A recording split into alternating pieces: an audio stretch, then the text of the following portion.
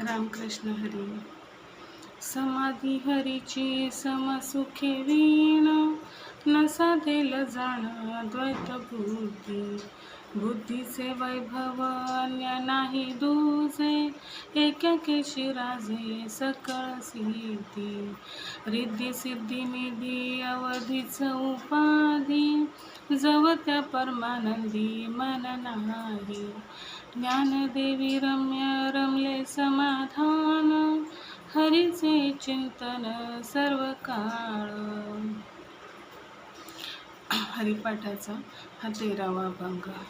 ह्याच्यामध्ये सुद्धा माऊली आपल्याला नामस्मरणाचे इतके सुंदर वर्णन त्यांनी माऊलींनी केले आहे की जोपर्यंत आपल्याला प्रेमसुखाची म्हणजे त्या भगवंताच्या चरणी प्रेमाची आपल्याला प्राप्ती होत नाही तोपर्यंत आणि द्वैत बुद्धीवर जाणीव नांदत आहे. म्हणजे आपली जी सांसारिक बुद्धी आहे त्याच्यामध्ये आपल्याला हे सुख मिळालं, ते नाही मिळालं, हे दुःख मिळालं, हा व्यक्ती आपल्याला असा बोलला, तसा बोलला, अशा अनेक जाणीव आहे तोपर्यंत आपल्याला हरीची समाधी लागणार नाही.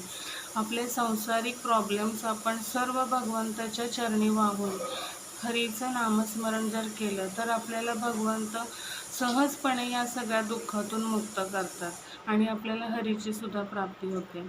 सकळ सिद्धी भगवंताच्या प्राप्तीत असून बुद्धीच्या सामर्थ्याने हरीची प्राप्ती करून घेणे हेच खरे बुद्धीचे वैभव आहे.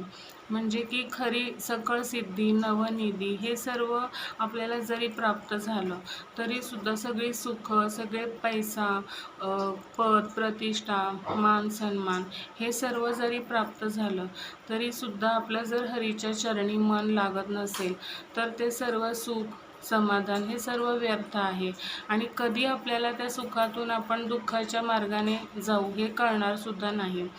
आणि आपल्याला नवनिधी सिद्धी जरी प्राप्त झाल्या तरी त्या आपल्याला हितावह तर नाहीतच, उलट आपल्या अधोगतीला त्या कारणीभूत ठरतात. कारण आपल्याकडे त्या सर्व सिद्धीमुळे आपल्याकडे लोभ, मोह, क्रोध तयार होतो आणि ते मनुष्याला कायमच अधोगतीच्या मार्गाने नेण्यास तत्पर असतात. त्यामुळे एक रम्य असे जे समाधान आहे ते फक्त हरीच्या चरणातच आहे असे माऊली म्हणतात.